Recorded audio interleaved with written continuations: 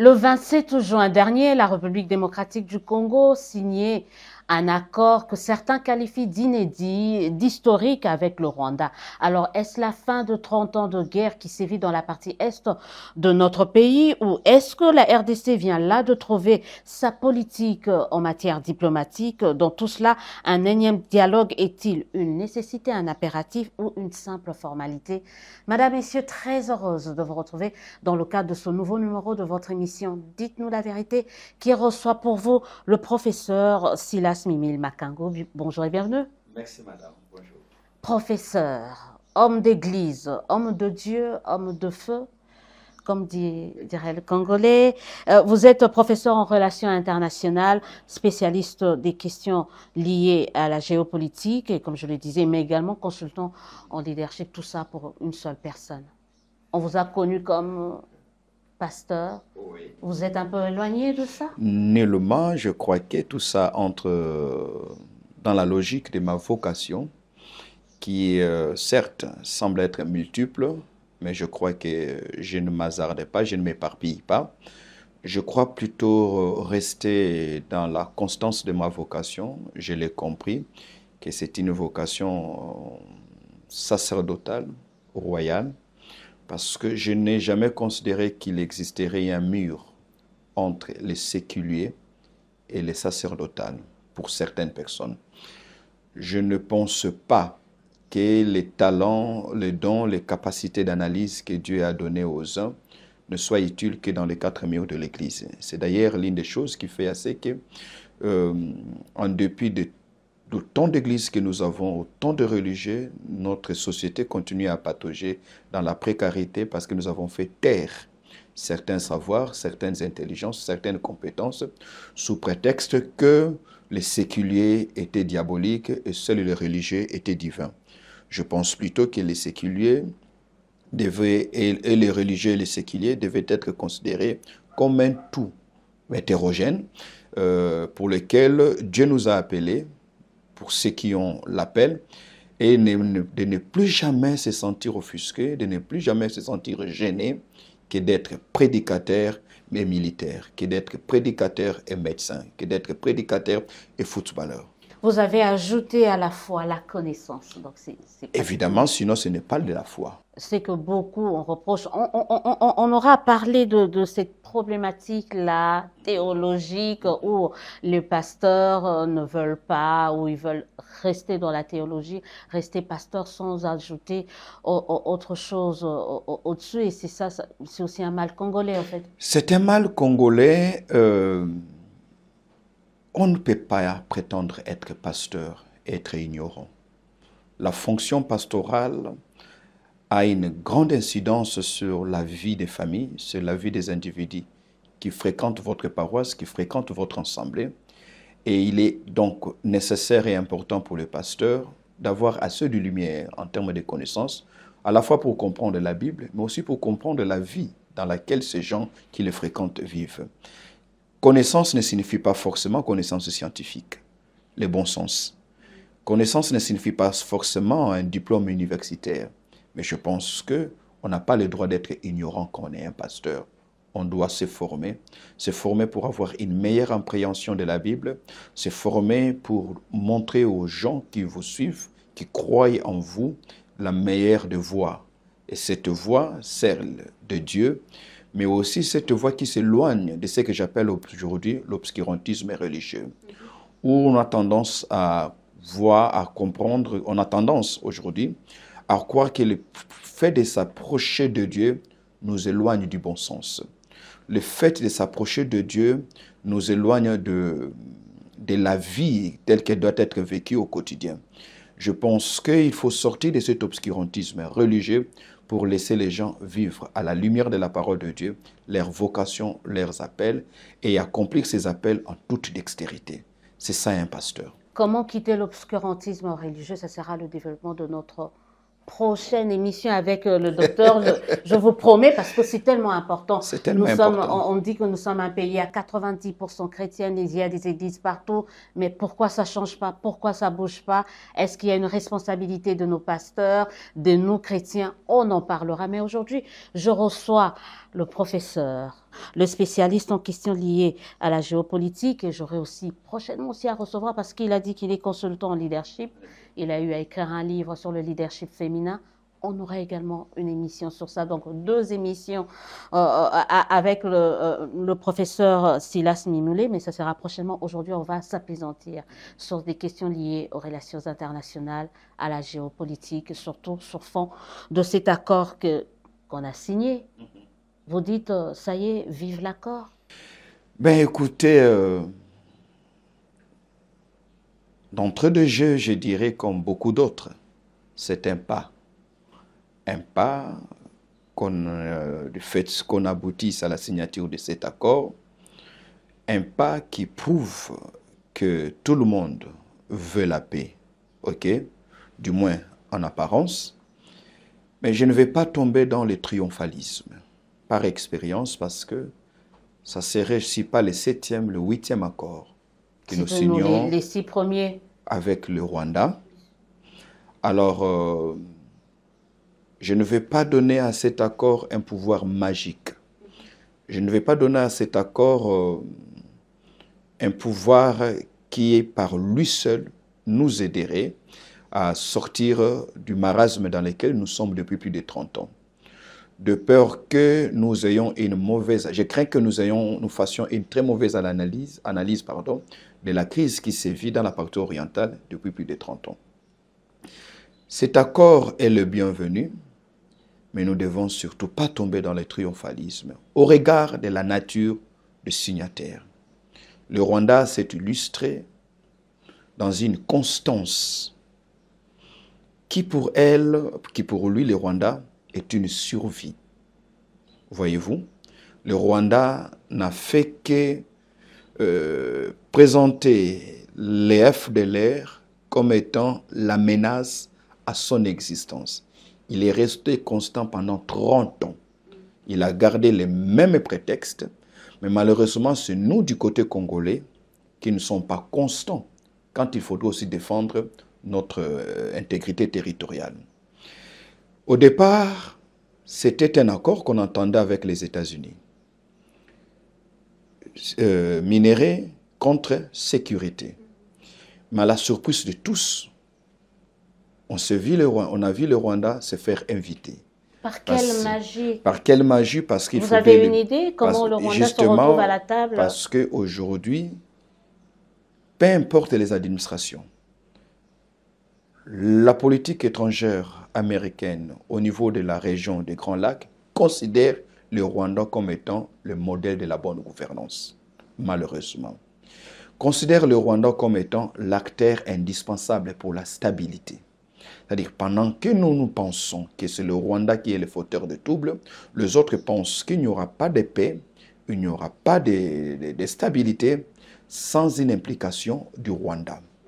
Donc, ce qui fait que, alors que nous pensions avoir un avantage sur le Rwanda, lorsque l'on lit attentivement cet accord, on se rend plutôt compte que c'est le Rwanda qui tire la grosse part dans un accord qui, au départ, était censé nous affranchir, nous, de différentes incursions du Rwanda. À titre d'exemple. À titre d'exemple, par exemple. Pourquoi est-ce que le Rwanda sort un peu gagnant de cet accord? Parce qu'au départ, cet accord était censé être un accord contre le Rwanda. Ce qui n'est pas le cas aujourd'hui, parce que d'abord, il n'y a aucune sanction assortie dans cet accord, mais aussi, lorsque de notre côté, nous disons que le Rwanda va se désengager, retirer ses forces du territoire congolais, le Rwanda, et l'accord le dit de manière implicite, que c'est après la neutralisation des FDLR que le Rwanda pourra se désengager militairement. Donc, ce qui signifie que quelque part... Donc, le Rwanda reste en RDC jusqu'à la neutralisation des... Jusqu'à la neutralisation des FDLR. C'est ce que dit l'accord. C'est ce que dit l'accord de manière implicite. OK? C'est ce que dit l'accord, mais aussi, le Rwanda n'a jamais cherché à neutraliser les FDLR, parce que c'est son prétexte. C'est son épouvantail. On se rappelle de 2009, au Mojawe, pour beaucoup d'opérations conjointes. C'est-à-dire, toutes ces opérations conjointes qui étaient censées aboutir à la neutralisation de ces forces négatives n'ont jamais réussi parce que le Rwanda veut une chose et son contraire. Pourquoi? Parce que le FDLR constitue l'épouvantail, les prétextes pour le Rwanda pour continuer ses incursions sur le sol congolais et piller nos minéraux. Maintenant, c'est à nous, République démocratique du Congo, de comprendre que face à un adversaire comme le Rwanda, qui chaque jour se renforce du point de vue militaire et du point de vue politique, nous devons comprendre que la puissance pour nous en tant qu'État ne devrait plus être considérée comme une option, mais plutôt comme une nécessité. Parce que la force d'un accord réside dans sa capacité contraignante de pousser les signataires à les respecter, de peur que ces signataires qui violeraient l'accord qu'ils ont signé subissent des sanctions. Or, cette dernière partie de mon propos n'existait pas dans cet accord-là. Est-ce une perte pour nous? Il y a les États-Unis quand même. On ne peut pas narguer les Américains, c'est la première puissance mondiale. On a vu les Américains dire à Israël et à l'Iran, calmez-vous, taisez-vous, plus de bombes, c'en est fini. Est-ce que les États-Unis aujourd'hui ne constituent pas ce cutus-là de respect de cet accord? Ben écoutez, regardez ce qui se passe entre l'Iran et les États-Unis. Le fait que les États-Unis s'est imposé comme étant l'intermédiaire, comme étant l'arbitre, n'annule pas les affinités des États-Unis et de l'État hébreu. Ce qui signifie que les États-Unis, en dépit de tout ce qu'ils peuvent faire pour arbitrer ce conflit, restent les alliés privilégiés de Tel Aviv. Est-ce que c'est le cas avec le Rwanda? L'une des erreurs d'ailleurs, madame, si cet accord était piloté par un État par un État africain ou par l'Union africaine, par l'Angola, je pense que nous aurions eu la latitude et le courage de mettre des réserves. Parce que la difficulté, c'était aussi d'avoir eu en face de nous un négociateur trop puissant. Un négociateur avec qui on ne sait pas discuter. Un intermédiaire avec qui on ne sait pas présenter des avis.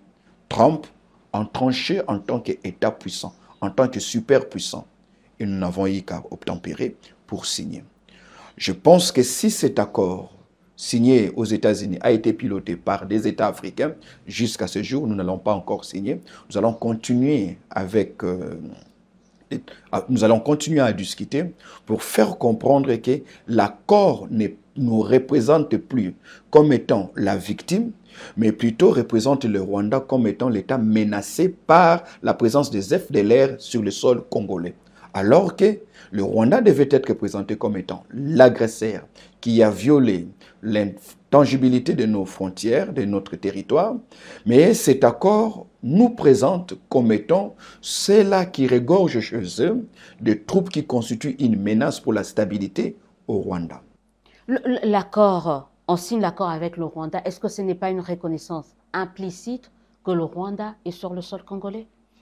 Sinon, pourquoi on signerait avec le Rwanda s'il n'était pas sur le sol congolais? Est-ce que ce n'est pas aussi un aveu de l'agression rwandaise? J'ai comme l'impression que nous, l'élite congolaise, nous n'avons jamais compris la politique rwandaise. Ils s'en foutent. Donnons-leur tous les noms du diable. Ils s'en foutent. Ils ont que faire de la réputation. Ils peuvent accepter, ils peuvent venir. Qui ne sait pas que les Rwandais, les troupes rwandaises sont sur le sol congolais? Ce n'est plus un secret de polichinelle. Mais ce que nous voulons, c'est quoi? Ce que nous voulons, c'est la paix. Voyez-vous? Ce que nous voulons, c'est la paix. Mais quel type de paix? Une paix qui dure le plus longtemps possible. Il ne faudrait pas que nous puissions nous battre pour une paix dans l'immédiateté et qui, dans les jours à venir, dans les années à venir, va s'avérer une paix qui tourne contre nous. Sinon, ça sera une accalmie et non pas la paix. Aujourd'hui, les troupes rwandaises sont sur le sol congolais. Mais quand vous lisez cet accord, on nous donne l'impression que les troupes rwandaises sont sur le sol congolais parce qu'ils sont en train de traquer les FDLR.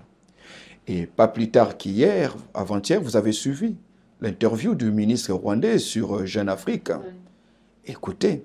Qui cache carrément plus ses intentions, ils ne cachent pas leurs intentions. On sait à quoi servir, on se poserait la question, À quoi a servi cet accord? Mais on peut se poser la question, à quoi joue le Rwanda alors?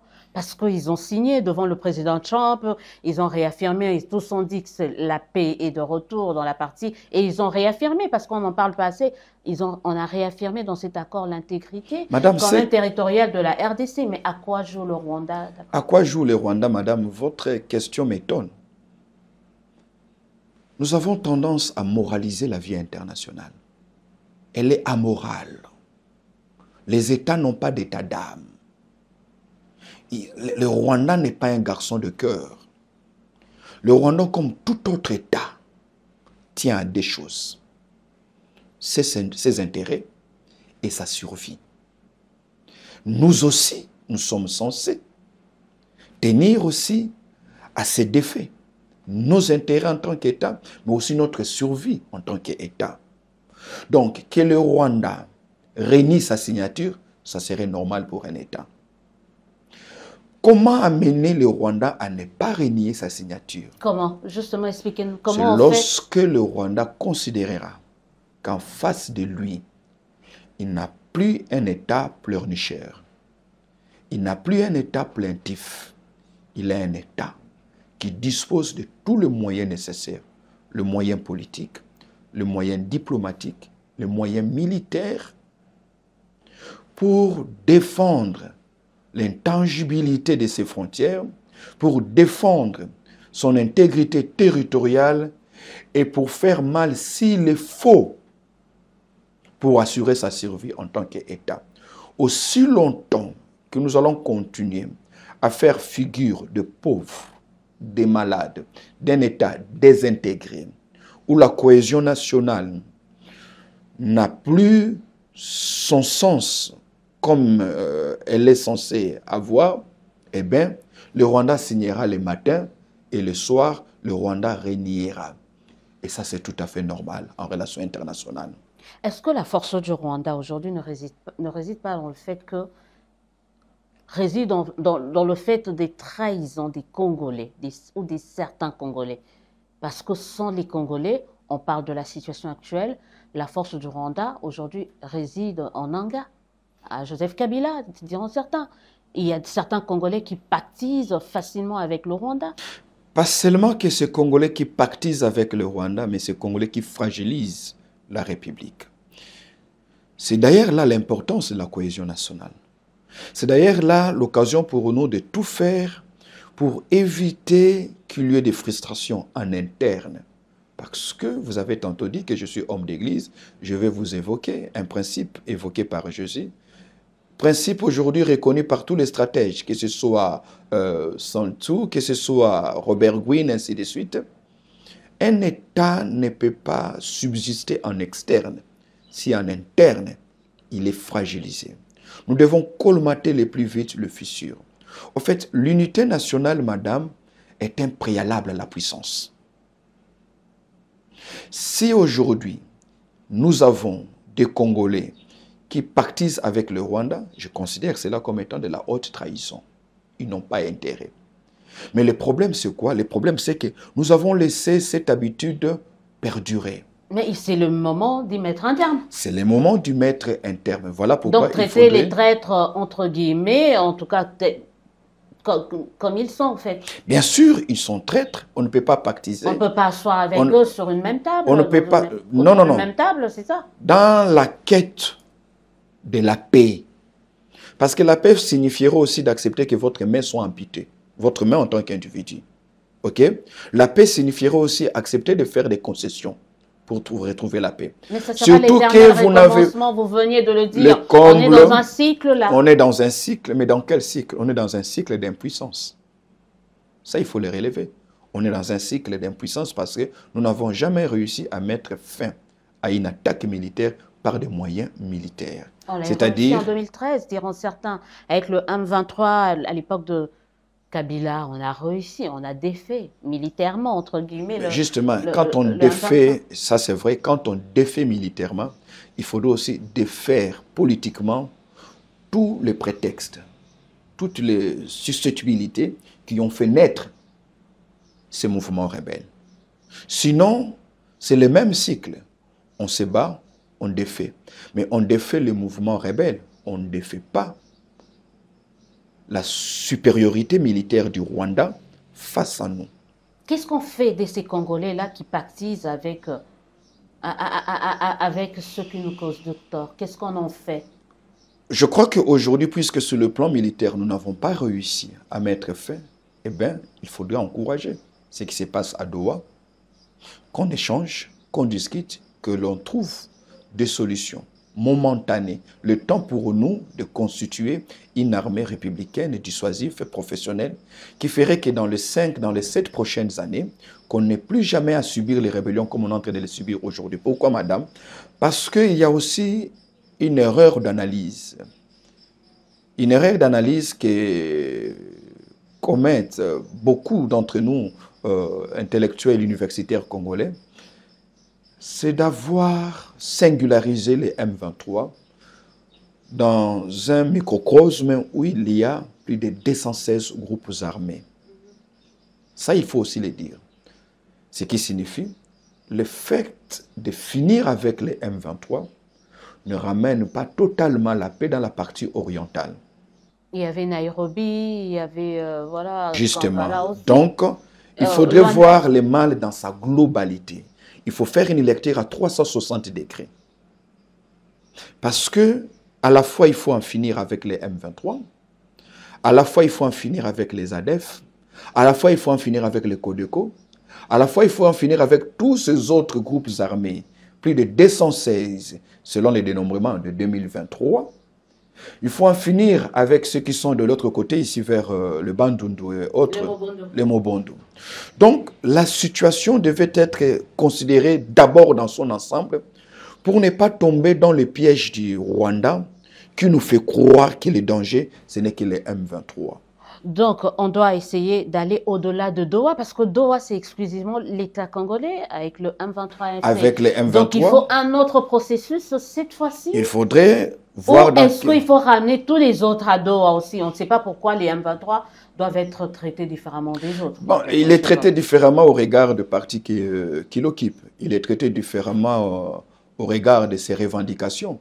Mais je pense que pour un État qui se veut souverain, madame, nous devons penser dans l'immédiat, mais aussi nous devons penser de manière stratégique. C'est-à-dire, il y a un mal qu'il faut taire aujourd'hui, il y a aussi un mal qu'il faut éradiquer demain. Pour que ce mal qu'on a fait taire aujourd'hui n'existe plus jamais, il faudrait qu'à ce stade, nous puissions disposer d'un appareil militaire dans son ensemble, c'est-à-dire les communautés de renseignement, que notre armée soit à même d'assurer la sécurité des Congolais et de leurs biens, peu importe la partie de la République où ils se trouvent. Parce que parmi ces groupes armés qui existent, il y a des groupes qu'on appelle des groupes d'autodéfense, qui existent non pas parce qu'ils sont soutenus par un État voisin, mais qui existent parce qu'il y a une absence de l'État dans une certaine partie de la République. Ce groupe d'autodéfense, parlons-en, on parlait tout à l'heure de Wazalendo. On a eu à parler tout au long de ce conflit. Il y a eu, les Wazalendo qu'on a vu ressurgir. On les classe où? Parmi les rebelles ou parmi un mouvement d'autodéfense? Bon, là c'est encore une autre nébuleuse. Toujours dans le souci de mettre fin à ces conflits, on a fait des raccordements, on a amené les Wazalendo aujourd'hui, qui s'avère être une solution momentanée, mais qui demain pourrait se présenter comme un véritable problème, comme une bombe à retardement. Déjà, nous sommes en partenariat avec l'Ouganda pour pacifier l'autre partie, et vous avez suivi la revendication de l'Ouganda, qui voudrait assez que pour qu'il continue, que l'on cesse de collaborer avec le Wazalendo, qui déjà nombreux ont perdu de leur vie pour défendre les territoires congolais, là où les FARDC ne pouvaient pas le faire. Donc je pense que nous devons être audacieux, faire les deuils de nos échecs. Nous devons être audacieux. Requalifier le Wazalendo, dire que c'est plus un mouvement d'autodéfense et que c'est un mouvement rebelle? Non, non, je ne le dis pas par rapport au Wazalendo simplement, de comprendre quelque part que nous avons eu beaucoup d'hésitations, beaucoup de tâtonnements, et aujourd'hui, nous devons finalement définir c'est quoi notre doctrine sécuritaire. Définir qui est-ce qui se bat pour l'intégrité territoriale. Ou qui doit se battre. Qui doit se battre. Est-ce que ce sont nos forces loyalistes ou bien ce sont des mouvements comme de Wazalendo et autres qui se battent, certes, en faveur de la République démocratique du Congo, mais l'on devait aussi se poser la question sur leur statut demain une fois que la guerre serait finie. Que deviendrait-il? Seront-ils démobilisés? Vont-ils intégrer les forces armées? Si on intègre les Wazalendo dans les forces armées, quel serait le sort de ceux-là qui vont être démobilisés dans les mouvements rebelles? On parle du Rwanda, mais les gens se posent la question, 30 ans de guerre dans l'est du pays, 30 ans où le Rwanda trône en maître au niveau de l'Afrique centrale, au niveau de l'Afrique de l'Est, au niveau de l'Afrique carrément. Comment expliquer que le Rwanda arrive à réussir là où nous on échoue? Parce que le Rwanda se fonde sur une doctrine, la survie. Le Rwanda a connu en 1994 le fameux génocide qui a fait plus de 800 000. Le Rwanda a pris ces génocides, il a pris ces drames, il en a fait une force. Un peu comme les Juifs avec Israël? Un peu comme les Juifs. Il sait d'ailleurs, le Rwanda a beaucoup étudié Israël. Il a trouvé en Israël le modèle qui devait lui accorder le statut d'un État intouchable, d'un enfant qui a été maltraité, à qui il ne faudrait plus faire du mal, même quand c'est lui qui vous frappe, même quand c'est lui qui vous provoque. Ça a été, malheureusement pour nous, son intelligence diplomatique. Mais le fait que le Rwanda ait été intelligent ne doit pas nous empêcher, nous aussi, d'être intelligents. Si le Rwanda a utilisé son drame pour en faire une force, pourquoi ne pouvons-nous pas aussi utiliser notre drame à nous, qui est d'ailleurs beaucoup plus accentué que les drames rwandais, pour en faire aussi une force? Mais c'est ce qu'on est en train de faire le avec Rwanda la nouvelle diplomatie. Estime qu'un Congo fort, un Congo sécurisé, un Congo puissant constitue une grande menace pour le Rwanda. Il le sait que demain, le Congo pourrait décider de se venger. Et pour que cela n'arrive pas, le Rwanda se met en place une politique d'éternelle fragilisation, une politique d'infiltration, une politique de guerre-accord, Mais à chaque fois qu'il y a un accord qui est signé, le Rwanda vous envoie ces éléments qui font partie de votre système. D'où vous devenez un système pensé au préalable par le Rwanda, un système qu'ils savent contrôler, d'où, aujourd'hui, l'on peut constater que le Rwanda semble avoir une avance par rapport à la République démocratique du Congo, qui potentiellement, madame, a plus de ressources pour être le maître de la région, mais même l'État le plus puissant du continent africain. Mais le problème, c'est quoi? Le problème, c'est que le Congo, la République démocratique du Congo aujourd'hui, madame, doit divorcer de ces paradigmes qui le poussaient à aller se plaindre une fois qu'il a été attaqué, pour changer de paradigme, considérer par exemple que pour un État entouré de 9 voisins, ayant tous des histoires d'instabilité, la guerre doit être la règle et la paix considérée comme étant l'exception. Donc, en lieu et place de nous battre seulement pour devenir un État de démocratie ou un État de droit, un État démocratique, le Congo doit aussi être, et d'ailleurs être avant tout, un État stratège. C'est-à-dire un État qui, au regard de son histoire, au regard des différentes rébellions, au regard des différents coups d'État, nous avons même eu un chef d'État tué en plein pouvoir, avec la complicité du Rwanda. Nous avons eu un chef d'État, un régime qui est tombé de manière humiliante, encore avec la complicité du Rwanda ou de l'Ouganda. Et nous avons un chef d'État qui aujourd'hui pactise avec le Rwanda, un ancien. Un ancien qui pactise avec le Rwanda. Aujourd'hui, nous avons un chef d'État qui se bat contre le Rwanda. Donc, c'est toujours le Rwanda. Pourquoi? Parce que nous ne voulons pas sortir de nos émotions et être rationnels. En fait, nous devons apprendre à être moins émotifs. Est-ce qu'au milieu de tout ça, on se dit, est-ce que le Rwanda est devenu cet État stratège, si on peut le dire ainsi, parce qu'il a un leadership ou un leader stratège?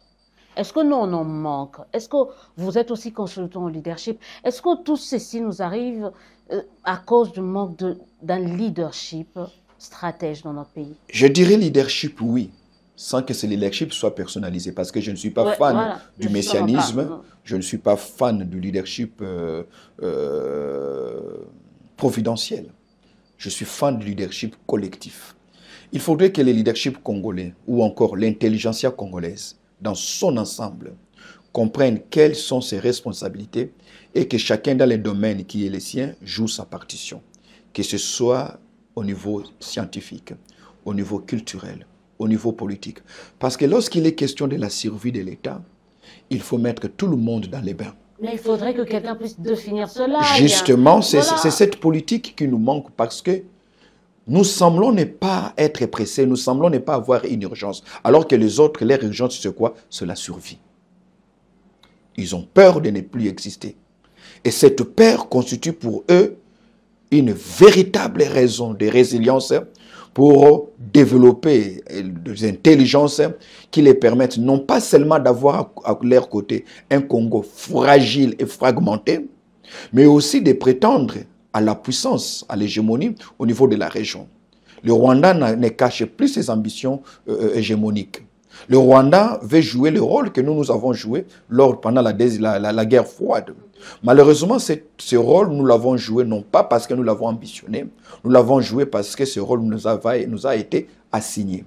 Mais maintenant, nous devons réfléchir par nous-mêmes, décider par nous-mêmes pour dire quel rôle voulons-nous jouer, madame. On ne peut pas continuer à patauger dans cette politique de la conjoncture. Nous devons passer du conjoncturel vers quelque chose de structurel. Le Rwanda n'est pas fort. Le rend fort, quand même. On les rend forts parce que nous ne voulons pas être forts et nous ne voulons même pas réfléchir la puissance. Et on donne carrément des béquilles au Rwanda. On donne pas carrément c'est nous qui faisons du Rwanda un État fort au niveau africain aujourd'hui. Mais comment on fait pour devenir cet État stratège? Comment quitter cette fragilité, cette faiblesse pour ensuite commencer à rivaliser avec son Rwanda? Nous devons commencer par définir le rôle que nous voulons jouer, d'abord au niveau de la région, au niveau du continent et au niveau international. Parce que le pôle qu'occupe un État dans la configuration internationale découle du rôle que cet État joue.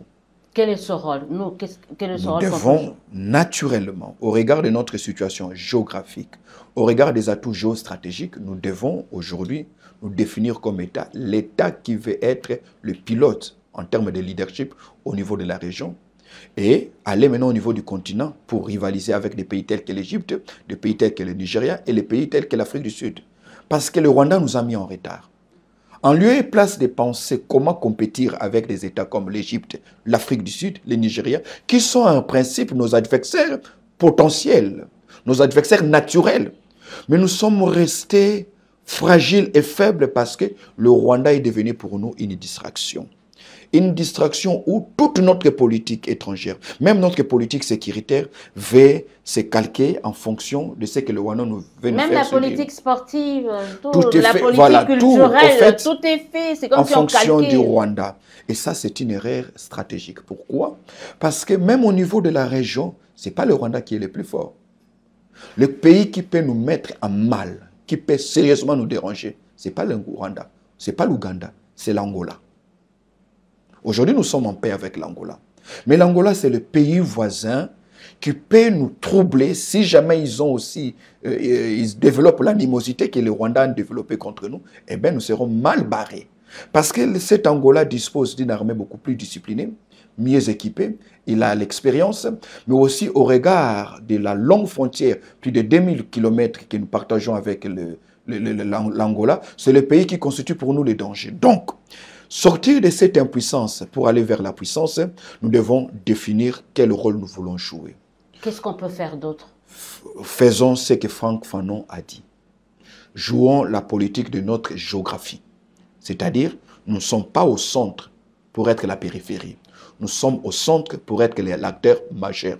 Et pour cela, il faudrait que nous commençons par un des préalables, qui serait la récréation ou encore la refondation d'un État en République démocratique du Congo. Et cela implique quoi? La bonne gouvernance? Cela implique la bonne gouvernance des institutions impersonnalisées et fortes. Des institutions qui fonctionnent de manière rationnelle et non politicienne.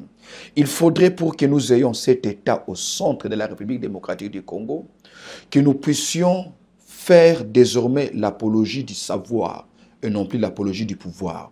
Parce que le pouvoir ne sera que tributaire de ce savoir que nous allons faire encenser. Pour être cet État fort, il faudrait que nous puissions disposer d'une armée qui correspond aux enjeux qui sont le nôtre du point de vue de la géopolitique et de la géostratégie, mais aussi d'une armée qui soit républicaine, madame. Pas une milice à la tête de la République. Une armée, le type d'armée qu'on n'a jamais eu à avoir à part les forces bibliques des colonisateurs. Une armée modernisée. Une armée composée, s'il vous plaît, madame, des hommes achevés. Non pas une armée où on enrôle les Koulouna et on les envoie demain.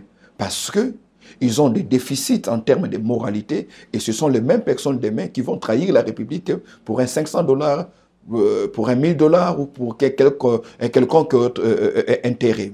Il nous faut un appareil diplomatique qui répond à nos ambitions en tant qu'État. On ne peut pas être le Congo et s'aventurer et se conforter dans la faiblesse. C'est-à-dire une véritable représentation diplomatique. Donner à la diplomatie autant de moyens. Madame, il n'est pas normal qu'on ait dépensé des milliards de dollars pour renforcer l'armée et que notre ministre des Affaires étrangères, par exemple, se pavane, se promène avec des avions commerciaux. Mais ça a changé depuis. Est-ce que vous ne sentez pas, aujourd'hui, on est en train de parler de cette diplomatie agissante qui est en train de ramener. Madame, je vous exhorte à ne pas tout considérer que par rapport au Rwanda. Demain, on peut devenir de grands alliés avec le Rwanda. Aujourd'hui, en Europe, on vous parle du couple franco-allemand. Mais c'était de véritables ennemis hier. Plus de 5 fois, ils se sont entrés dedans avec des nombres élevés de morts. Mais aujourd'hui, ce sont des partenaires. Qui peut s'imaginer que pendant la guerre d'Irak, Israël était allié à l'Iran? C'est la dynamique internationale. Alors, ça serait une erreur de tout miser en fonction du Rwanda. C'est ce qui se passe actuellement. C'est ce qui se passe malheureusement. On définit notre politique étrangère. On définit notre politique en fonction du Rwanda. Et ça, c'est très dangereux. C'est très dangereux et c'est un mauvais raccourci. Parce que demain, il peut y avoir un changement de régime au Rwanda et le prochain président rwandais décide de faire de la République démocratique du Congo un allié. On signe des accords de non-agression. Eh bien, on va bien avancer. Alors, dans ces cas, quelle devient notre politique étrangère? Donc, vous êtes en train de nous dire aujourd'hui 65 ans, parce qu'on vient de célébrer les 65 ans de notre indépendance, on n'a jamais eu une politique étrangère, une politique diplomatique ici? On a eu de la diplomatie, mais on n'a jamais défini quelle était notre politique étrangère. Cette politique étrangère, comme je l'ai dit, doit découler du rôle que nous nous assignons en tant qu'État. Est-ce que nous voulons une politique étrangère de leadership? Est-ce que nous voulons une politique étrangère de développement? Est-ce que nous voulons une politique étrangère d'hégémonie? C'est-à-dire, nous voulons être le plus puissant. Notre politique étrangère va consister à fragiliser les autres afin de mieux le contrôler. Est-ce que nous voulons avoir ce type de politique étrangère où nous allons jouer aux pyromanes et aux sapeurs-pompiers? Nous créons les troubles et nous nous présentons en pompiers. Nous devons définir quelles sont les lignes rouges qu'on ne doit jamais franchir. Qui sont nos partenaires traditionnels? Est-ce la Chine, la Russie, les États-Unis, l'Europe? Qui sont nos alliés? Les alliés ne sont pas ceux avec qui vous vous entendez aujourd'hui. Parce que des alliés d'aujourd'hui, ceux avec qui vous vous entendez aujourd'hui, peuvent devenir demain lorsqu'ils constatent que votre prospérité constitue une menace pour eux. Et vous savez, madame, cette politique étrangère, nous ne l'avons jamais définie. Nous avons souvent extrapolé en vantant les mérites du régime mobussien. Mais ce que nous ne disons pas, c'est que même le maréchal Mobutu, a été le gendarme de la région, non pas parce qu'il avait les moyens, non pas parce qu'il avait l'ambition, mais parce que le bloc occidental, le bloc capitaliste, l'avait assigné ce rôle afin de constituer une digue qui empêche au socialisme d'avancer au niveau de l'Afrique centrale. Il a joué ce rôle, raison pour laquelle une fois que la guerre froide prend fin, une fois que le mur de Berlin tombe, une fois que le bloc soviétique éclate, eh bien, celui qui était considéré hier comme l'homme fort de la région était désormais considéré comme un paria. Comment définir cette politique étrangère dans un monde devenu multipolaire? Vous avez parlé tout à l'heure, Russie, États-Unis, c'était 2 blocs. Oui. Là, c'est plusieurs blocs. Et vous avez d'un côté la Chine, vous avez d'un côté la Russie qui revient, les États-Unis, l'Europe et peut-être en Afrique aussi. Comment arriver à définir une bonne politique étrangère au milieu de tout ça? Je pense que les enjeux géopolitiques et même géostratégiques aujourd'hui jouent en notre faveur pour nous aider à faire une très bonne lecture. Aujourd'hui, le monde international se conjugue en congolais. Nous sommes l'avenir du monde au regard de ce que nous regorgeons comme ressources naturelles, mais aussi cette ressource principale qui est l'homme. Plus de 65% de la jeunesse congolaise a moins de 25 ans. Ça, c'est une énorme ressource. Il faudrait maintenant changer cette ressource en capital humain. Comment faire cela? Nous devons aujourd'hui, à ce jour, éviter de prendre parti pour un bloc. Aujourd'hui, nous ne sommes plus dans un monde bilatéral, nous sommes dans un monde multilatéral. C'est-à-dire, il n'y a pas d'un côté la Russie, de l'autre côté les États-Unis d'Amérique, ce qui nous donne l'avantage de nous présenter nous-mêmes avec des alliances stratégiques de part et d'autre pour nous affirmer dans un court ou dans un moyen terme, voulais-je dire, comme d'abord une puissance au niveau du continent africain. Nous devons dépasser très vite les débats au niveau de la sous-région pour prétendre et afficher nos ambitions sur le plan africain. Pour désormais, comme je l'ai dit, compétir avec des États comme le Nigeria, comme l'Afrique du Sud, comme l'Égypte, pourquoi pas comme le Maroc. Cette politique étrangère, une fois que nous avons défini notre rôle, comment maintenant allons-nous matérialiser cette politique étrangère pour devenir nous aussi une puissance? Je vous donne un seul exemple, celui de la Turquie. Hier, la Turquie était un État moyen. Atatürk qui arrive, il dit, nous voulons naître de nos cendres. Nous voulons faire revivre l'Empire ottoman. Je vous exhorte, madame, si dans les 65 années, nous n'avons pas un souvenir qui nous rappelle notre grandeur, allons dans les 200 ans avant. Allons même au royaume Congo. Disons, nous voulons ramener la gloire du royaume Congo. Nous voulons ramener cette dignité dans un État moderne qu'on appelle aujourd'hui la République démocratique du Congo. La Turquie aujourd'hui a mis en place des dispositifs qui l'ont vendu, elle s'est constituée aujourd'hui un hard power de par son armée. La Turquie aujourd'hui s'est constituée une puissance soft. Aujourd'hui, vous avez les novellas. Qu'est-ce qui a aussi vendu la Turquie comme ces novellas? Aujourd'hui, vous avez plus de 104 écoles turques à travers le monde. Parce qu'un État, c'est aussi son prestige. On n'a jamais compris pourquoi on peut avoir une école française ici, mais il n'y a pas une école congolaise en France. Vous vous rendez compte? Voilà, j'ai jamais compris. Et même lorsque l'on parle du Congo à l'étranger, c'est toujours le Congo du viol. C'est toujours le Congo des embouteillages. C'est toujours le Congo meurtri. C'est toujours le Congo agressif. On ne doit pas être dans le déni non plus. Hein. On ne doit pas être dans le déni. Il y a des embouteillages. Il y a des embouteillages, je n'en disconviens pas, madame. Mais dans la construction de la puissance, on privilégie ce qui va bien par rapport à ce qui ne va pas. Voyez-vous?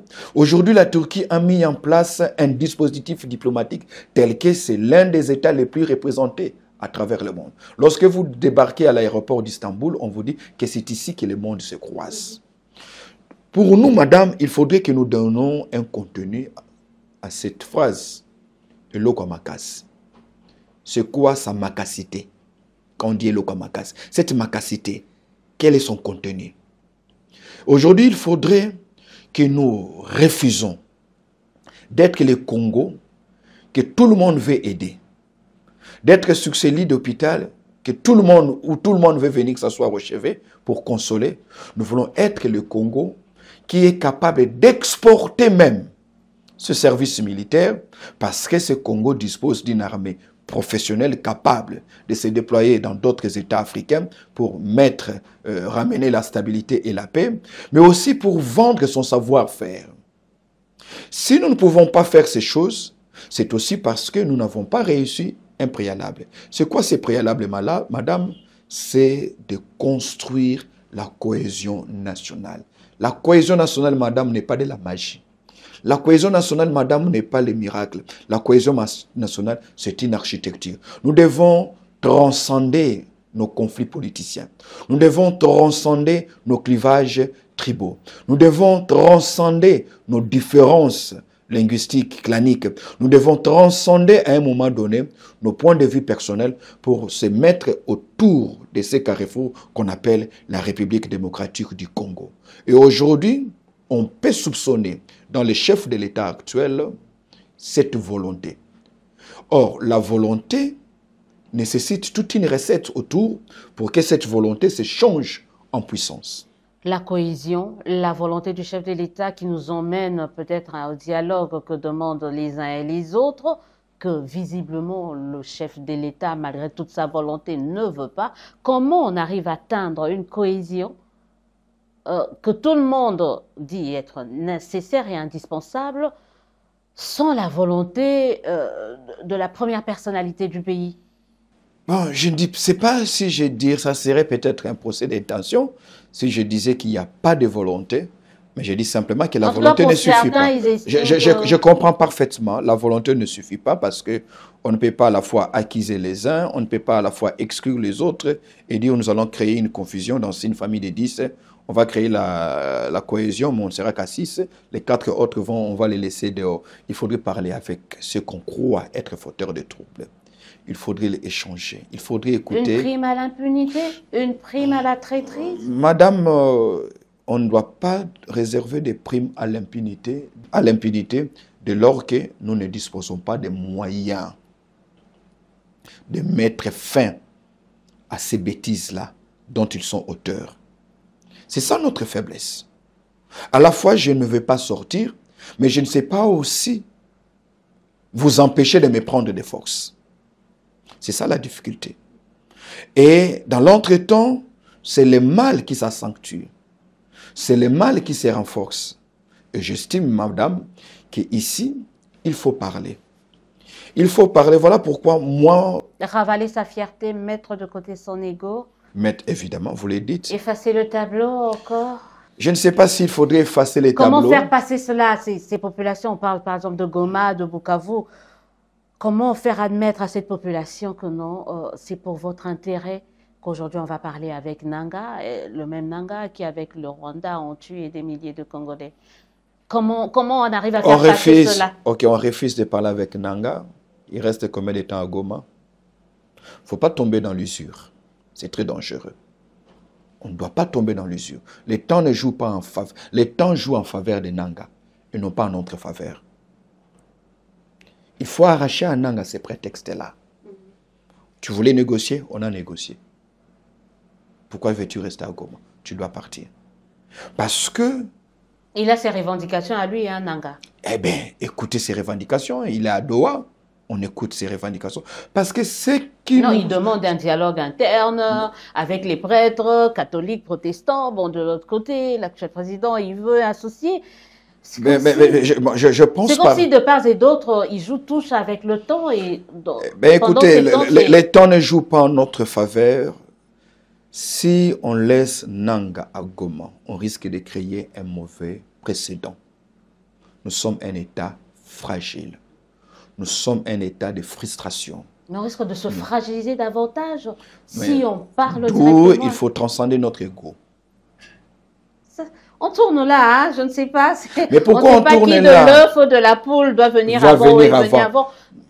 Et dans tout cela, qui peut pour lever l'option? C'est le président de la République. C'est lui.